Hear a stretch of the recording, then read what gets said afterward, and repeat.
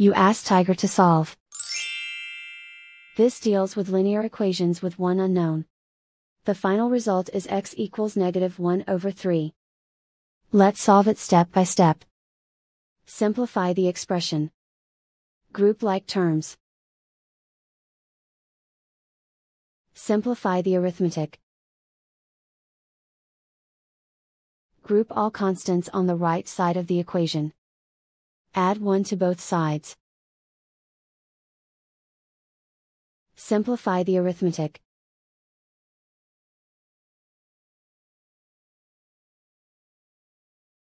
Isolate the x. Divide both sides by -3. Cancel out the negatives. Simplify the fraction.